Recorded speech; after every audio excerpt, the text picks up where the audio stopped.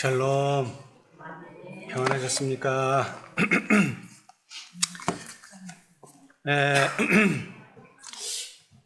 지금으로부터 10년 전, 올해가 2024년이니까 2014년 3월 1일, 3일절이죠? 대한민국의 자주독립을 외쳤던 뜻깊은 날입니다. 근데 그날은 또 하필 공교롭게도 안식일이었습니다. 이 안식일에 전국에 있는 형제님들이 경기도에 있는 한 가정에 모여서 안식일을 보냈습니다. 교회에 있는 또한 처한 심각한 문제에 관하여 서로 의논하기 위해서 모였습니다. 누가복음 12장 52절에 보면 한 집에 5사람이 있어 분쟁하되 셋이 둘과 둘이 셋과 하리니. 넷째 천사라고 자부하던 교회 안에 이런 분쟁이 일어나리라고는 상상도 못한 일이었습니다. 그런데 이 안식일에 예수님의 행적을 다시 돌아보게 되었는데요. 예수님께서는 지상에서의 모든 생애 동안 항상 승리하셨습니다. 마귀로부터 또 모든 시험으로부터 승리를 하셨죠. 근데 그 비결은 뭡니까? 기록되었으되. 교회에 처한 심각한 문제도 해결 방법은 오직 기록되었으되 말씀뿐이라는 것을 다시 한번 확인하게 되었습니다. 그 안식일에 예수님께서 마치 이렇게 말씀하시는 것 같았습니다. 비록 무화과나무가 무성치 못하며 포도나무에 열매가 없으며 감람나무에 소출이 없으며 밭에 식물이 없으며 우리의 양이 없으며 외양간에 소가 없을지라도 나는 여호와를 인하여 즐거워하며 나의 구원의 하나님을 인하여 기뻐하리로다. 아멘. 주 여호와는 나의 힘이시라. 나의 발을 사슴과 같게 하사 나로 나의 높은 곳에 다니게 하시리로다. 아멘. 아멘.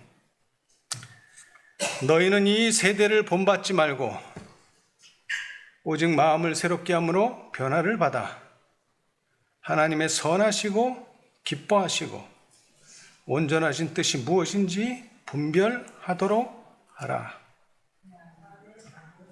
아무쪼록 이 시간을 통해서 하나님의 선하시고 기뻐하시고 온전하신 뜻이 무엇인지 분별하게 되시기를 바랍니다.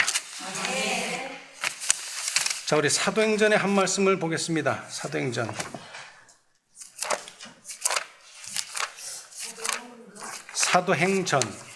1장입니다. 사도행전 1장.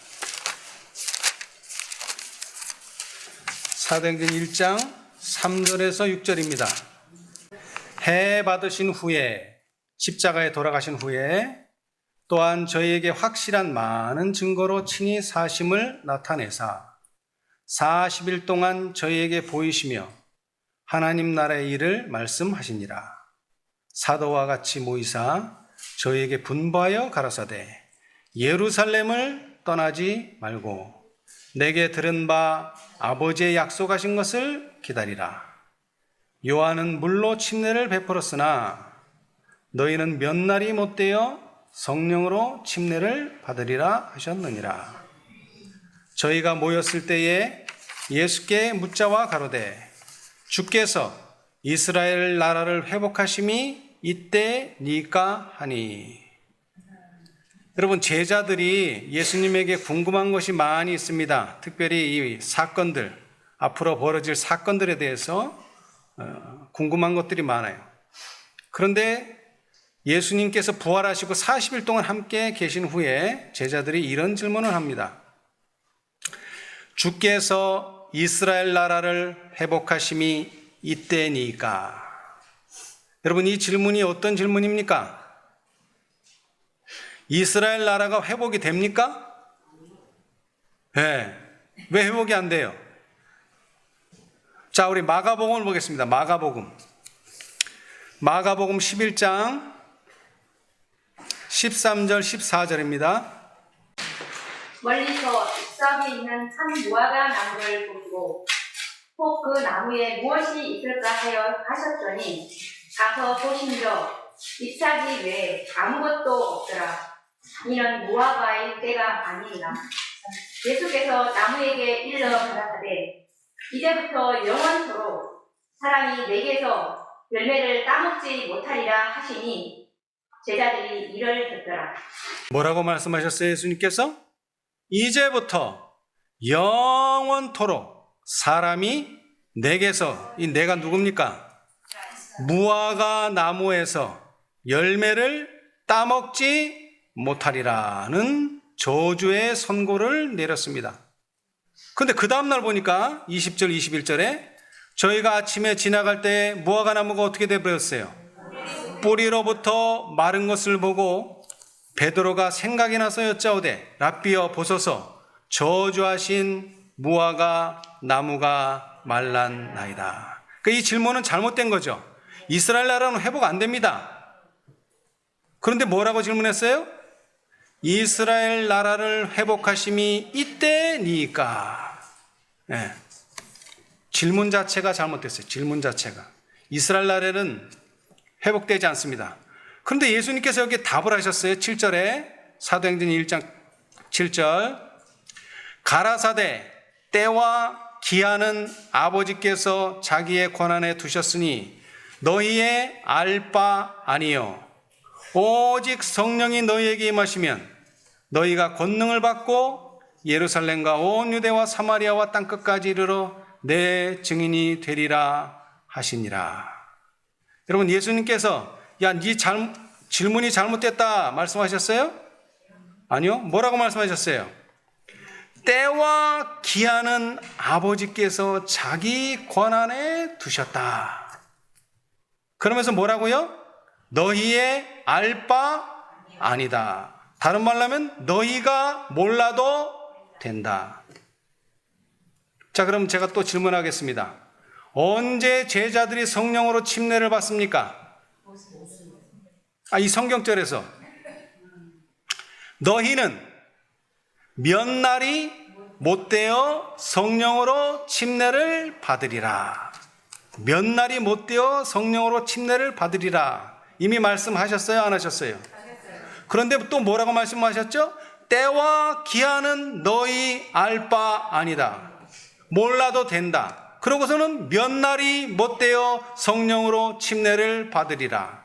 이게 도대체 무슨 말이에요?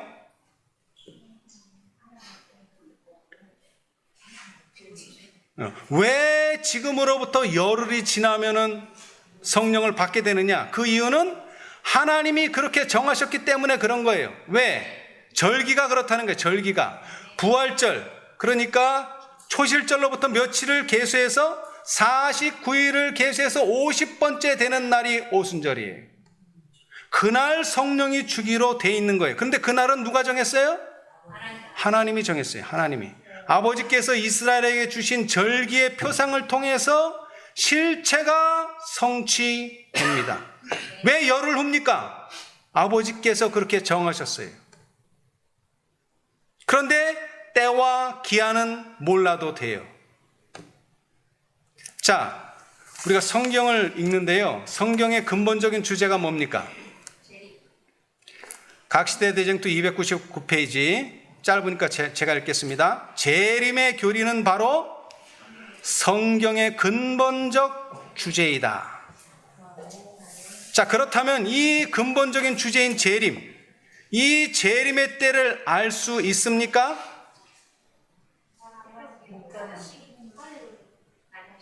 자, 예수님의 제자들이 궁금했을까요? 궁금하지 않았을까요? 궁금했겠죠. 그러면 질문을 했을까요? 안 했을까요? 했겠죠. 자, 마태복음 24장. 우리만 궁금한 게 아니에요. 제자들도 궁금하죠. 예. 자, 24장 1절로 3절 한번 읽어보세요. 천천히. 예수께서 성전에서 나와서 하실 때 제자들이 성전 건물들을 가리켜 보이려고 나아오니 대답하여 가라사대 너희가 이 모든 것을 보지 못하느냐? 내가 진실로 너희에게 이르노니 돌 하나도 돌 위에 남지 않고 다 무너뜨리리라. 예수께서 감람산 위에 앉으셨을 때 제자들이 종용이 와서 가로되 우리에게 이르소서 어느 때에 이런 일이 있겠사오며 또 주의 임하심과 세상 끝에는 무슨 징조가 있사오리까? 예, 여기 분명히 질문했죠? 어느 때에 이런 일이 있겠습니까? 언제 이런 일이 있겠습니까? 근데 이런 일은 뭐예요? 예루살렘의 멸망. 또 하나는 주의 임하심 또는 세상의 끝은 언제 있겠습니까? 그리고 무슨 징조가 있겠습니까? 분명히 질문을 했어요. 그러면서 이 질문에 대한 모든 해답이 어디에 있습니까? 마태복음 24장 전체 속에 들어있어요. 답이 이 안에 있어요. 그런데 이 상황을 좀 더 구체적으로 알기 위해서 우리는 화이선이자의 말씀을 좀 보겠습니다. 시대의 소망 627페이지. 시대의 소망 627페이지. 시대의 소망. 예수님이 돌아가시는 고난주간에 벌어진 사건들입니다. 이거 다 일요일서부터 627 시대의 소망. 그리스도께서는 많은 백성들이 많은 백성이 듣는 가운데서 말씀하셨다. 그러나 그분이 감람산에 앉았을 때에 베드로와 요한과 야고보가 안드레가 예수께 나왔다. 그들은 우리에게 이르소서 어느 때에 이런 일이 있겠사오며 또 주의 임하심과 세상 끝에는 무슨 징조가 있사오리까 하고 물었다. 예수께서는 예루살렘의 멸망과 당신의 재림의 큰 날을 따로 불리하여 제자들에게 대답하지 않으셨다. 그분은 이 두 사건을 섞어서 말씀하셨다. 예, 거기까지요. 자, 질문을 했습니까? 예. 이런 일이 언제 있겠습니까? 또 무슨 징조가 있겠습니까? 그런데 성경은 제자라고만 표현했지만 선지자는 분명히 4명을 지목했어요. 누가 질문했다고요? 베드로, 요한, 야고보, 안드레, 신앙 제일 좋은 제자들이, 수제자들이 질문했어요. 이런 일이 언제 있겠습니까? 예루살렘의 멸망과 당신의 재림의 날이 언제 있겠습니까? 그랬는데 예수님께서는 멸망은 언제 있고 재림은 언제 있고 이렇게 따로따로 말씀을 하지 않으셨어요.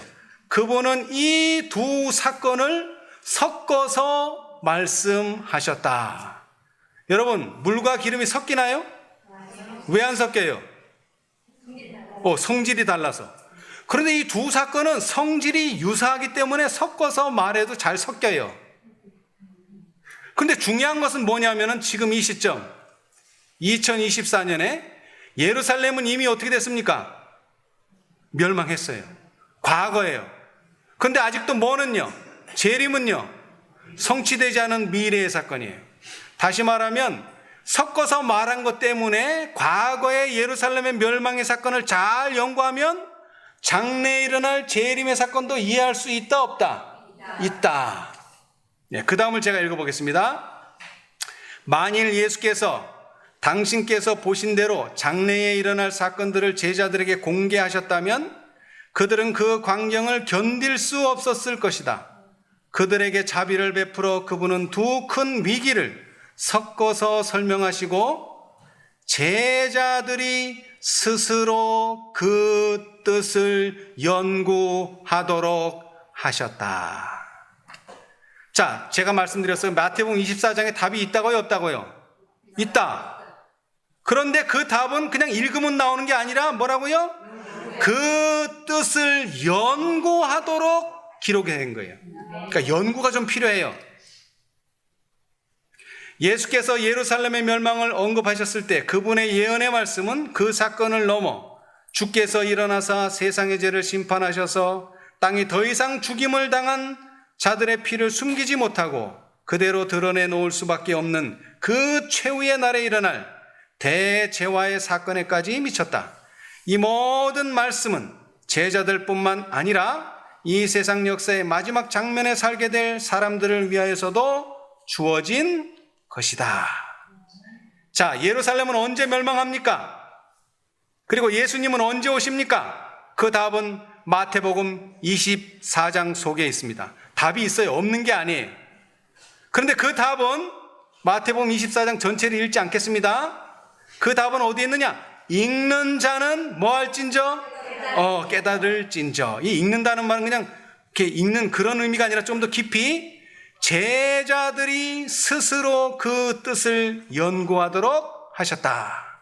그리고 누가복음 10장 26절에 보면 예수께서 이르시되 율법에 무엇이라 기록되었으며 내가 어떻게 읽느냐. 연구가 필요하다 이거. 연구. 자, 그런데 우리는 이 시점에서 윌리엄 밀러를 한번 생각해 봅니다. 윌리엄 밀러는 원래가 모태교인이긴 했지만 신앙을 벗어났었어요. 그런데 다시 신앙을 할 계기가 생겨서 신앙을 했는데 성경을 연구하게 됐어요. 성경. 그런데 이 윌리엄 밀러는 예수님의 재림을 연구하려고 성경을 연구한 게 아니에요. 그냥 성경 자체를 연구하게 됐어요. 자, 그런데 윌리엄 밀러가 그의 동역자들에게 미국에서 경고의 기별을 전하도록 사명이 주어졌다. 그리하여 그 나라는 위대한 재림운동의 중심지가 되었다. 여기에서 첫째 천사의 기별에 대한 예언이 가장 직접적으로 성취되었다. 각시대 대쟁투 368페이지. 다시 말하면 윌리엄 밀러와 그의 동역자들은 첫째 천사의 역할을 했다 이거예요. 첫째 천사의 역할을. 자, 그런데 이 첫째 천사의 역할을 어떻게 하게 됐느냐? 자, 이건 한번 같이 읽어봅시다. 319페이지, 각시대 대쟁투 319페이지.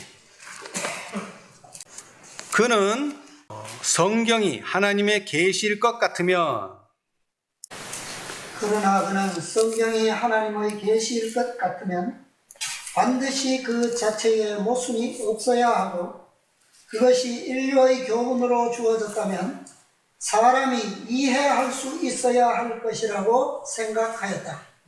그리하여 그는 자신을 위하여 성경을 연구하되 모순된 것처럼 보이는 점들이 조화를 이룰 수 없는지 연구해 보기로 결심하였다. 예, 여러분, 우리는 연구할 때 이런 자세를 가져야 돼요.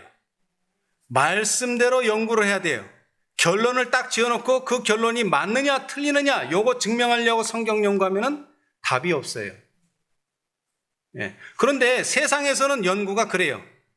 뭐 피타고라스의 정리, 뭐 보일의 법칙 이런 거는 일단 가설을 세워요. 뭐가 맞다는 가설을 세워요. 결론을 내려놔요. 그 다음에 그 결론이 맞는지 틀리는지 계산을 하고 실험을 해서 맞으면 그 법칙이 성립하고 틀리면 그 법칙이 성립을 안 해요. 그런데 성경은 그렇게 연구하면 큰일 나요. 절대 결론을 지어놓고 연구하면 안 돼요. 그래서 321페이지를 보면 밀러는 문자 그대로 그리스도께서 직접 재림하신다는 사실을 성경이 명확하게 가르치고 있는 것을 뭐하였다? 발견하였다. 근데 요즘 보니까 발명하는 진리들이 많아요. 네, 진리는 발명하는 게 아니에요. 절대로. 진리는 있는 것을 그대로 찾아내는, 값진 진주를 찾아내고 감추인 보화를 찾아내는 거지, 발견하는 거지 만들어내는 게 아니에요. 절대로. 그런데 뭔가를 결론을 지어놓고 하면은 그렇게 된다는 거예요. 발명이 된다는 거예요. 절대 발견이 안 되고 발명이 돼요. 그런데 절대 발명을 하면 안 돼요. 여러분, 윌리엄 밀러가 처음부터 재림 연구한 게 아니에요. 창세기 1장 1절서부터 성경 주석을 보지 않고, 왜? 성경 주석을 보면 사람의 견해가 들어가기 때문에. 그런데 성경을 잘 모르니까 성구사전, 뭐 보화, 그러면 보화가 어느 성경절에 나왔는지 그런 거 찾기 위해서, 그 다음에 관주, 성경과 성경을 연결시켜주는 그것만 가지고 창세기 1장 1절서부터 차례차례 연구를 해 나갔는데 결론은 뭐예요? 예수님이 곧 오신다는 걸 발견하게 된 거예요. 발견하게 된 게 발명한 게 아니라. 네. 자, 그 다음에 323페이지 한번 보겠습니다. 323페이지. 예, 각시대 대쟁투 연대에 관한 예언. 연대에 관한 예언. 제가 한번 읽어보겠습니다. 이상의 성경절들, 요 앞에 성경절들이 나와요. 쭉. 이 성경절들은 다 재림에 관한 성경절들입니다. 이 재림에 관한 성경절들과 그 밖에 다른 성경절들은 일반적으로 그리스도의 재림 전에 있을 것으로 기대되고 있었던 사건들. 예컨대 세계적인 평화의 통치와 지상에서의 하나님의 나라의 건설은 그리스도의 재림 후에 있을 사건이라는 것을 밀러의 마음 가운데 확신시켰다. 그뿐 아니라 시대의 모든 징조들과 세상의 형편은 말세에 관한 예언적 기록들과 일치되었다. 그는 성경만을 연구함으로써 이 세상의 현재의 형편을 그대로 지속할 수 있는 기간이 끝나가고 있다는 뭐를? 결론을 내릴 수밖에 없었다. 네, 결론을 내려놓고 연구하는 게 아니라 연구해 보니까 결론이 그렇게 난다 이거예요 지금. 자, 다음 읽어보겠어요. 밀러는 다음과 같이 말했다. 또 한 가지 나의 마음에 깊은 확신을 준 것은 뭐라고요?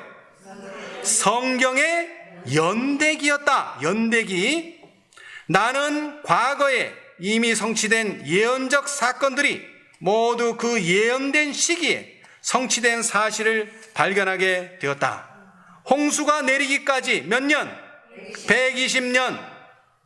홍수 직전의 7일간 40일간의 강우, 아브라함과 그의 자손이 유리 표박한 400년간, 떡 맡은 관원장과 술 맡은 관원장의 꿈에 3일간, 바로의 7년간, 광야의 40년간, 3년 반 동안의 기근, 70년 동안의 포로 기간, 느부갓네살 왕의 7대, 또한 유대인들을 위하여 지정된 7주일과 62주일과 일주일, 곧 70주일, 성경에는 70일이라고 했죠. 그와 같이 시간적으로 한정된 사건들이 한때는 모두 예언에 지나지 않았지만은 마침내 그 예언들이 성취되었다. 아멘. 자, 그 다음에 읽어보겠습니다. 그리하여 그는 이러한 연구를 통하여 성경에 기록된 여러 가지 연대적 기간이 바로 그리스도의 재림에까지 이르고 있다는 것을 뭐 했다 또? 발견하고, 마침내 그는 그 연대적 기간이 곧 하나님께서 그 종들에게 미리 보이신 기간들이라고 생각하게 되었다. 모세는 오묘한 일은 우리 하나님 여호와께 속하였거니와 나타난 일은 영구히 우리와 우리 자손에게 속하였다고 말하였다. 주님께서 아모스를 통하여 주 여호와께서는 자기의 비밀을 그 종 선지자들에게 보이지 아니하시고는 결코 행하심이 없으리라 고 말씀하셨다. 여러분, 이 두 성경절은요, 구속의 경륜의 7000년 역사가 이 성경절들의 성취를 증명해지고 있어요. 그렇죠? 연대기적. 다시 읽겠습니다. 오묘한 일은 우리 하나님 여호와께 속하였거니와 나타난 일은 영구히 우리와 우리 자손에게 속하였나니 이는 우리로 이 율법의 모든 말씀을 행하게 하심이니라. 그 다음에는 주 여호와께서는 자기의 비밀을 그 종 선지자들에게 보이지 아니하시고는 결코 행하심이 없으시리라. 아멘. 자, 그 다음에 마지막 문단. 그러므로 하나님의 말씀을 연구하는 사람들은 누구나 인류 역사에서 일어날 가장 중요한 사건 뭡니까? 재림. 이 재림의 사건이 성경 가운데 분명히 밝혀져 있는 것을 확신을 가지고 뭐 할 수 있다? 발견할 수 있다. 분명히 말씀하셨어요. 발견할 수 있다. 다시 강조합니다. 하나님의 말씀을 연구하는 사람들은 누구나 인류 역사에서 일어날 가장 중요한 사건이 성경 가운데 분명히 밝혀져 있는 것을 확신을 가지고 발견할 수 있다. 아멘. 예. 자, 그 다음에 324페이지입니다. 324페이지. 324. 예. 각시대 대정투입니다. 계속. 자, 1527페이지 왼쪽 단 첫 번째 문단. 밀러는 말하였다. 나는 모든 성경은 하나님의 감동으로 된 것으로 교육하기에 유익하며 그것은 사람의 뜻으로 낸 것이 아니요 오직 성령의 감동하심을 입은 사람들이 하나님께 받아 말한 것이며. 이건 누가 말했어요? 이렇게 베드로가 말했어요. 베드로후서 1장 21절 기억해 놓으세요. 우리로 하여금 인내로 또는 성경의 안위로 소망을 가지게 함임을 깊이 믿을 때 나는 성경에 있는 연대적 기사들도 그것이 하나님의 말씀의 일부분인 이상 성경의 다른 부분들과 마찬가지로 신중히 상고할 가치가 있는 것이라고 생각할 수밖에 없었다. 그러므로 나는 하나님께서 당신의 자비로서 우리에게 보여주신 것을 깨닫기 위하여 뭐하라? 노력하는 동시에 그 예언적 기간들을 그냥 지나쳐버리고 등한히 할 권리가 내게 없다는 것을 알았다. 여러분, 이건 특권이라는 거예요. 이 특권을 함부로 하지 말라는 거예요. 자, 그 다음에 2300년 기간과 예수님의 재림의 시기를 가장 분명히 계시해 주는 것처럼 보이는 예언은 다니엘서 8장 14절이었다. 2300주야까지니 그때 성소가 정결하게 함을 입으리라. 밀러는 성경 말씀 자체가 해석해 주는 법칙에 의하여 예언상 하루는 1년을 상징하는 것임을 알았다. 어떻게 알았을까요? 민수기 14장 34절 아까 읽었죠? 근데 이게 또 나와요. 또 뭐 때문에? 예언상 하루는 1년을 상징하는 것이라는 것을 보여주는 성경절이 바로 이 성경절이에요. 다시 한번 읽어보세요. 민수기 14장 34절. 너희가 그 땅을 탐지한 날수 40일의 하루를 1년으로 환산하여 그 40년간 너희가 너희의 죄악을 질지니 너희가 나의 싫어버림을 알리라 하셨다 하라. 예. 자, 그 다음에 에스겔 4장 6절 한번 읽어보세요. 그 수가 차거든 너는 우편으로 누워 유다 족속의 죄악을 담당하라.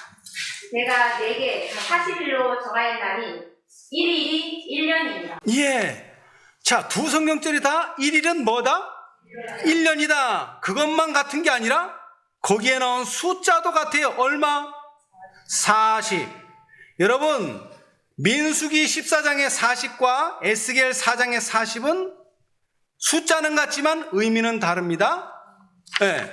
민수기 14장의 40은 얼마를 정탐했기 때문에 40일을 정탐했기 때문에 40년이고 이 에스겔 4장은 이스라엘이 아니라 유다 족속에게만 해당하는 숫자예요. 그런데 공교롭게도 이 둘은 다 뭐라고요? 40년을 말하고 있어요. 40년, 40일, 40년. 공통적으로요. 자, 다시 한번 읽어드릴게요. 밀러는 다음과 같이 말하였다. 또 한 가지 나의 마음에 깊은 확신을 준 것은 성경의 연대기였다. 나는 과거에 이미 성취된 예언적 사건들이 모두 그 예언된 시기에 성취된 사실을 발견하게 되었다. 홍수가 내리기까지의 120년, 홍수 직전의 7일간과 40일간의 강우, 아브라함과 그 자손이 유리 표박한 400년간, 떡 맡은 관원장과 술 맡은 관원장의 꿈의 3일간, 바로의 7년간, 광야의 40년간, 3년 반 동안의 기근, 70년 동안의 포로 기간, 느부갓네살 왕의 7대, 또한 유대인을 위하여 지정된 7주일과 62주일과 일주일 곧 70주일, 그와 같이 시간적으로 한정된 사건들이 한때는 모두 예언에 지나지 않았지만은 마침내 그 예언들이 성취되었다. 여기에 확신을 가졌다는 거예요, 윌리엄 밀러가. 자, 그런데 예루살렘이 언제 멸망할 것이며 그 다음에 예수님이 언제 오실 것이며 그 답이 어디 있다고요? 마태복음 24장. 자, 다시 질문을 되짚어 봅니다. 마태복음 24장 3절. 어느 때에 이런 일이 있겠사오며 또 주의 임하심과 세상 끝에는 무슨 징조가 있사오리까? 라는 제자들의 질문에 대한 최종적인 결론이 나왔어요. 자, 32절로 35절을 읽어보겠습니다. 읽어보세요. 무화과 나무에 비를 내라. 그 가지가 연하여지고 잎사귀를 내면 여름이 가까운 줄을 아나니 이와 같이 너희도 이 모든 일을 보거든 인자가 가까이 곧 문 앞에 이른 줄을 알라. 내가 진실로 너희에게 말하노니 이 세대가 지나가기 전에 이 일이 다 이루리라. 천지는 없어지겠으나 내 말은 없어지지 아니하리라. 예. 자, 여러분, 역사니까 예루살렘이 언제 멸망했습니까? AD 70년입니다. 주 70년. 자, 예수님께서 말씀하셨어요. 이 세대가 지나기 전에 이 일이 다 이루리라. 예. 자, 예루살렘의 멸망이 뭐라고요? 이 세대가 지나기 전에 이 일이 다 이루리라. 자, 우리 복음 성경 가지셨으면은 사복음 조화를 보겠습니다. 사복음 조화. 옛날 복음 성경은 중간에 있고요. 최근에 복음 성경을 사신 분들은 요한계시록 뒤에 있습니다. 사복음 조화. 사복음 조화. 예수님께서 감람산 위에서 마태복음 24장을 말씀하셨는데 언제 말씀하셨는가? 네, 그걸 찾아보기 위해서 그렇습니다. 자, 거기 사복음 조화에 보시면 145번 있어요. 145번. 145. 찾으셨어요? 사복음 조화. 네, 감람산으로 물러나신과 아울러 뭐라고요? 재림의 징조. 그래놓고 오른쪽으로 오니까 마태복음 24장 1절로 51절. 이게 언제 기록됐어요? 시간. 순환주간 네 번째 유월절. AD 몇 년? AD 몇 년? 31년. 예수님이 언제 돌아가셨어요? 31년. 그러니까 31년이죠. 그런데 이 말씀을 하실 때부터 언제 전에? 이 세대가 지나기 전에. 한 세대는 몇 년입니까? 40년. 자, 민수기 14장 34절, 에스겔 4장 6절, 1일 1년 법칙에 나오는 숫자는 40입니다. 그리고 특별히 출애굽 운동에 있어서 이 40년은 한 세대, 이 세대가 다 죽어야지만 이 세대만 가나안 땅에 갈 수 있어요. 그래서 한 세대는 40년이에요. 그러니까 얼마 안에, 예수님이 돌아가신 해 31년으로부터 얼마 안에, 40년 안에 뭐가 멸망한다고요?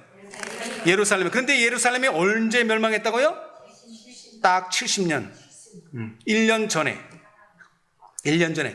예수님께서 최대한 자비를 베푸셔서 이 세대가 끝나기 직전에 예루살렘이 멸망하게 되었어요. 예. 이 당시에 그리스도인들은 이 예언을 알고 있었을까요? 읽는 자는 깨달을진저. 제자들이 스스로 그 뜻을 연구하도록 하셨다. 물론 24장 15절로 16절에 이런 말씀도 있습니다. 그러므로 너희가 선지자 다니엘의 말한 바 멸망에 가증한 것이 거룩한 곳에 선 것을 보거든 읽는 자는 깨달을진저 그때에 유대에 있는 자들은 산으로 도망할지어다. 자, 그 선 것을 보는 것과 뭐가 맞아야 돼요? 또 시기가 맞아야 돼요. 그렇죠? 우리는 시기는 생각 안 하고, 야 봐라, 거룩한 곳에 섰으니까, 로마의 깃발이 예루살렘 성벽 근처에 섰으니까 이것을 보고서 그들은 알았다. 물론 그래서도 알았겠지만 또 시기적으로도 71년 AD 71년이 전에 망할 것이라는 예언을 분명히 그들은 깨닫고 있었어요. 깨닫고. 예. 자, 그런데 이 24장을 읽어보면은요, 자주 나오는 단어가 있어요. 자주 나오는 단어. 안다, 모른다, 깨닫는다, 깨닫지 못한다. 이 말이 아주 자주 나와요. 자, 안다의 반대가 뭡니까? 모른다. 깨닫는다의 반대는요? 깨닫지 못한다. 근데 안다의 비슷한 말은요? 깨닫는다. 그러니까 안다나 깨닫는다나 비슷한 말이에요. 안다는 거예요. 깨닫는 것도 아는 거고 아는 것도 아는 것이고. 자, 그런데 안다와 깨닫는다의 반대말은 뭐예요? 모른다. 깨닫지 못한다. 자, 우리 마태복음 24장으로 다시 돌아가겠습니다. 자, 24장 15절 한번 읽어보세요. 그러므로 너희가 선지자 다니엘의 말한 바 멸망에 가정한 것이 거룩한 곳에 선 것을 보거든 읽는 자는 깨달을지니라. 읽는 자는 뭐 한다? 깨닫는다. 자, 32절. 무화과 나무의 줄을 들어라. 그 가지가 연하여지고 잎사귀를 내면 여름이 가까운 줄을 아나니. 안다. 모른다. 안다. 자, 그 다음 33절. 이와 같이 너희도 이 모든 일을 보거든 인자가 가까이 곧 문 앞에 이런 줄 알라. 안다. 모른다. 안다. 이건 안다 정도가 아니에요? 아니요. 이런 줄 알라. 뭐죠? 명령. 알아야 된다는 거예요. 모르면 안 된다는 거예요. 이거 알아야 된다. 명령이 알라. 예. 하늘에 계신 너희 아버지 온전하신 것 같이 너희도 뭐하라? 온전할 수 있다? 그런 게 아니에요. 온전해라. 명령이에요. 이것도. 여기도 알라. 명령. 근데 지금까지 이 세 성경절은 다 뭐다? 안다, 깨닫는다예요. 그런데 36절 보겠습니다. 36절. 그러나 그날과 그때는 아무도 모르나니. 아, 그런데 여기는 뭐예요, 이제? 모른다. 예? 아들도 뭔다? 모른다. 그런데 누구는? 아버지는 안다. 예. 자, 39절. 홍수가 나서 저희를 다 멸하기까지 깨닫지 못하였으니 인자의 임함도 이와 같으니. 자, 깨달았다, 깨닫지 못했다. 깨닫지 못했다. 자, 여기는 모른다, 안다. 그 다음에는 깨닫지 못했다. 예, 막 섞여 있어요. 자, 43절. 너희가 알지 못하니라. 너희도 아는 바니 만일 집주인이 도둑이 어느 경점에 올 줄을 알았다면 깨어 있어 그 집을 뚫지 못하게 하였으리. 예, 여기 또 나오죠? 알지 못한다. 그 다음에 또 아는 바니. 또 그 다음엔 알았다면. 예, 처음에는 안다로 하더니 그 다음에는 모른다. 그 다음에는 안다, 모른다. 섞여 있어요, 이게. 자, 마지막으로 50절. 생각지 않는 날 알지 못하는 시간에 그 종의 주인이 이르러. 예, 여기는 뭐다? 알지 못한다. 7개의 성경절 속에 안다, 모른다, 깨달았다, 깨닫지 못했다 막 섞여 있어요, 막. 여러분, 우리는 무엇을 알고 깨달아야 합니까? 그리고 반면에 무엇을 알 수 없고 무엇을 깨달을 수가 없어요. 자, 여러분, 예수님께서 마태복음 24장을 왜 기록하셨을까요?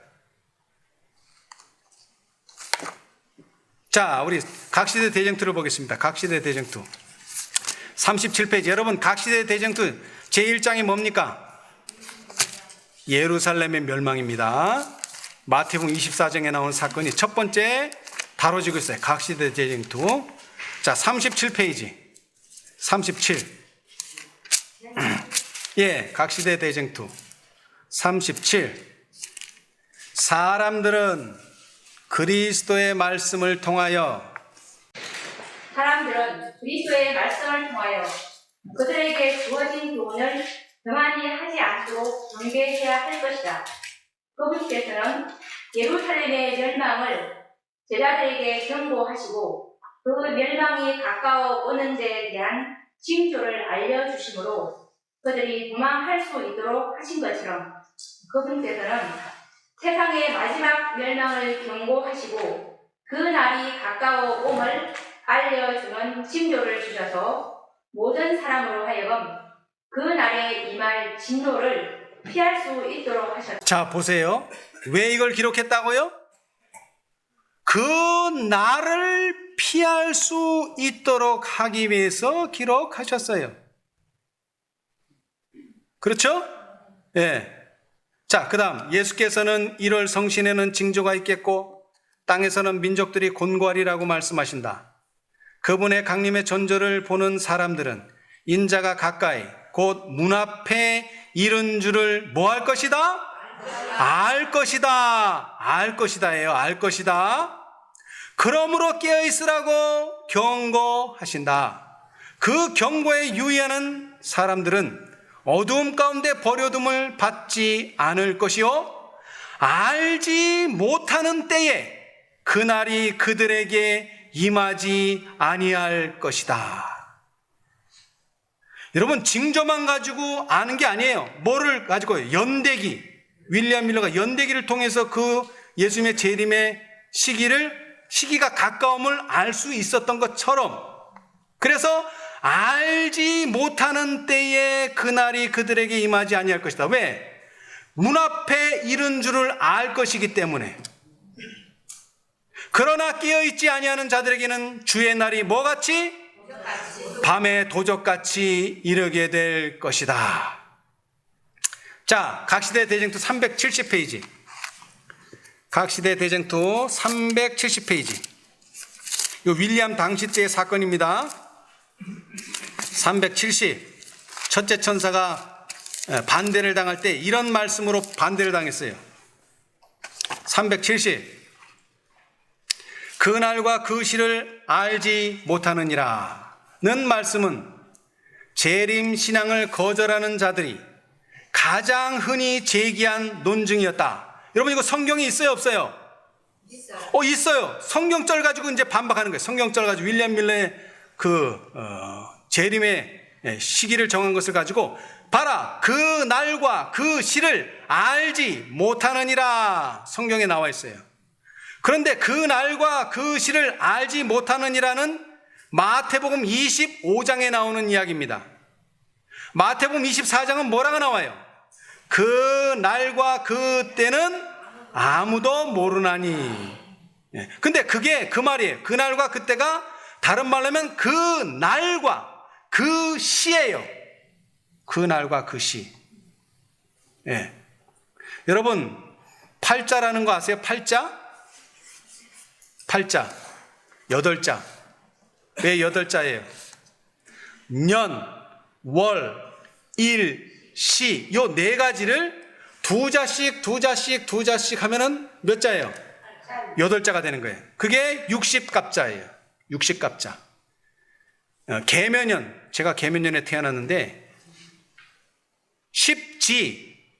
그러니까 10가지. 가불병정 무기경신임 개에다가 뭐를 더하느냐? 띠를 더하는 거야. 12가지의 띠. 12지파가 아니고 12지파면 참 좋겠지만 12띠를 더해요. 자축인묘. G부터 시작해서 띠가 쫙 나가요. 그런데 그게 몇 번을 돌아가면 60번을 돌아가면 정확히 그 날이 오는 거예요. 그래서 그 날을 기념하는 거죠. 자, 여러분, 우리가 아는 시간의 단위는 4가지가 있어요. 년, 월, 일, 시. 그런데 여기서는 뭐를 모른다고요? 날, 데이트, 날을 알 수가 없어요. 그 다음에는 뭐요? 시도 알 수 없어요. 근데 뭐는 알 수 있어요? 연대기를, 윌리엄 밀러가 연대기를 연구했다는 것은 연도는 알 수 있다는 거예요. 연도. 그러나 날과 시는 알 수 없어요. 알 수 없다고 얘기했는데 연구하면은 헛일을 하는 거죠. 그런데 이 말씀을 가지고 재림신앙을 거절하는 자들이 계속 이 말씀을 가지고 그날과 그 시는 알 수 없는데 네가 왜 정하느냐. 자, 물론 윌리엄 밀러가 그 날을 정한 건 맞지만 그 시는 정하지 않았어요. 그리고 중요한 것은 1844년 10월 22일을 정했지만 사실 윌리엄 밀러는 날짜를 정한 건 아니에요. 스노우라는 사람이 날짜를 못 박았어요. 왜? 처음에는 봄에 있는다 그랬는데 그게 봄이 아니라 가을로 변하면서 그것은 대속제일이다. 근데 요즘은 세상이 너무 좋아져 가지고요. 1844년에 대속제일이 몇 월 며칠인지 계산상으로 나와요. 그런데 그날은 유감스럽게도 9월 23일이에요. 왜 10월 20일이 나왔는지 몰라요. 윌리엄 밀러도 모르고 스노우가 무슨 계산을 했나 본데 자기만의 어떤 독특한 방법으로 계산을 한 것 같아요. 자, 그런데 중요한 것은 그 날이 맞았느냐 틀렸느냐가 아니에요. 그 즈음에 뭐가 일어난다는 거예요. 조사 심판이 시작된다는 거예요. 그 즈음에.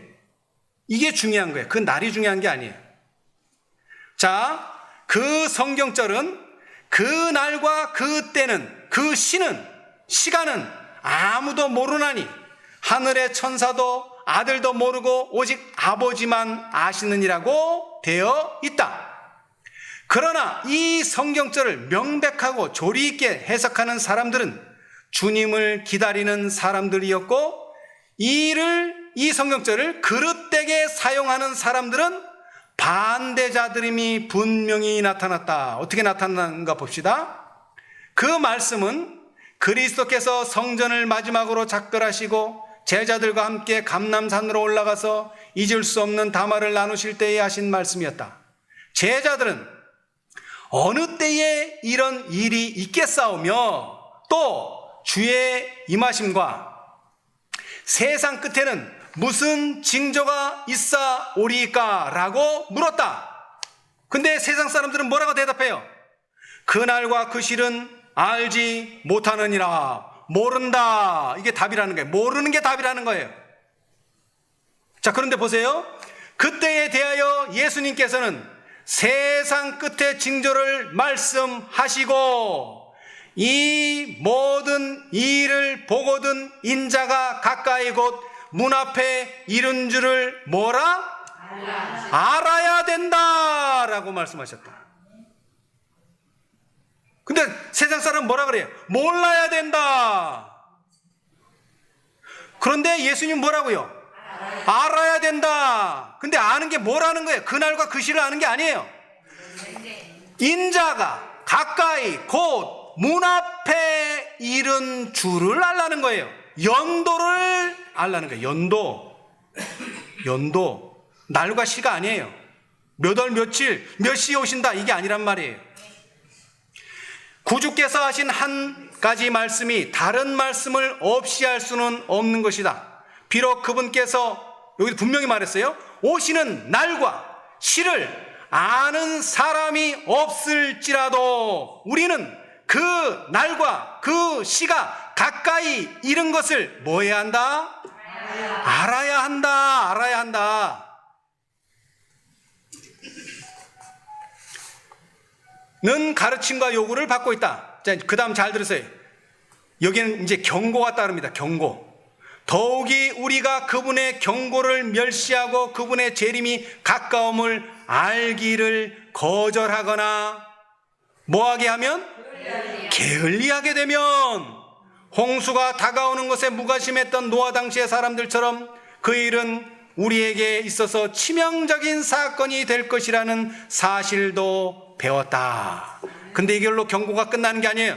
특별한 경고가 또 있어요. 종들, 파수꾼들에게 하시는 경고. 또한 그 같은 장에 충성된 종과 충성되지 않은 종을 대조하여 말씀하시고 심중에 주인이 더디오리라고 생각한 종에게 파멸의 선고를 내린 비유는 그리스도께서 당신의 오심을 대망하고 깨어있는 자와 그 일을 거부하는 자를 구별하여 각각 어떻게 갚아주실 것임을 보여주고 있다. 주께서는 그러므로 어떻게 하고 있으라? 깨어있으라. 주인이 올 때에 그 종이 이렇게 하는 것을 보면 그 종이 복이 있으리로다. 어떻게 하고 있는 것을 보면? 깨어있는 것을 보고 있으면 만일 일 깨지 아니하면 내가 도적같이 이르리니 어느 시에 내게 임할는지 내가 알지 못하리라고 말씀하신다. 자, 여러분 마태복음 24장 42절 43절 한번 읽어보세요. 그러므로 깨어있으라. 어느 날에 너희 주가 임할는지 너희가 알지 못함이니라.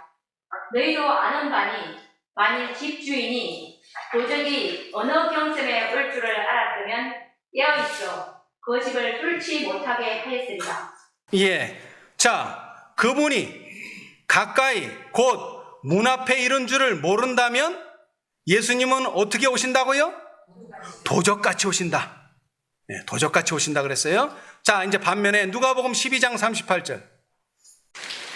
주인이 혹 2경에나 혹 3경에 이르렀수 종들의 이같이 하는 것을 보면 그 종들은 복이 있으리로다. 예. 자, 그분이 가까이 곧 문 앞에 이른 줄을 알면 어떻게 되는 겁니까? 예수님은 주인이 되시는 거예요.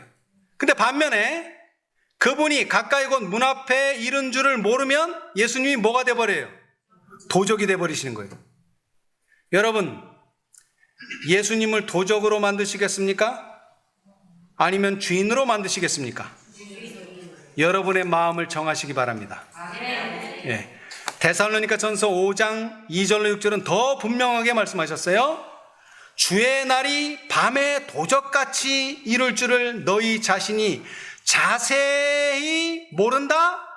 알미라. 저희가 평안하다, 안전하다 할 그때에 잉태된 여자에게 해산 고통이 이른 것 같이 멸망이 호련히 저에게 이르리니 결단코 피하지 못하리라. 형제들아, 너희는 어둠에 있지 아니하며 그날이 도적같이 너희에게 임하지 못하리니. 예수님은 절대로 도적이 되지 않으실 겁니다. 너희는 다 빛의 아들이요 낮의 아들이라. 우리가 밤이나 어둠 속에 속하지 아니하나니 그러므로 우리는 다른 이들과 같이 자지 말고 오직 깨어 근신할지라. 자, 다시 말합니다. 그날이 도적같이 너희에게 임하지 못하리니. 아멘. 읽는 자는 깨달을진저 제자들이 스스로 그 뜻을 연구하도록 하셨다. 율법에 무엇이라 기록되었으면 내가 어떻게 읽느냐. 주 여호와께서는 자기의 비밀을 그 종 선지자들에게 보이지 아니하시고는 결코 행하심이 없으시리라. 그리고 각시대 대쟁투에 그러므로 하나님의 말씀을 연구하는 사람들은 누구나 인류 역사에서 일어날 가장 큰 사건이 성경 가운데 분명히 밝혀져 있는 것을 확신을 가지고 발견할 수 있다. 아멘. 우리 마지막으로 성경절 한 절 읽고 마치겠습니다. 마태복음 24장 33절입니다. 마태복음 24장 33절. 자, 우리 다 같이 한번 읽어보겠습니다. 다 같이 마태복음 24장 33절 시작. 이와 같이 너희도 이 모든 일을 보거든 인자가 가까이 곧 문 앞에 이른 줄 알라. 아멘. 감사합니다.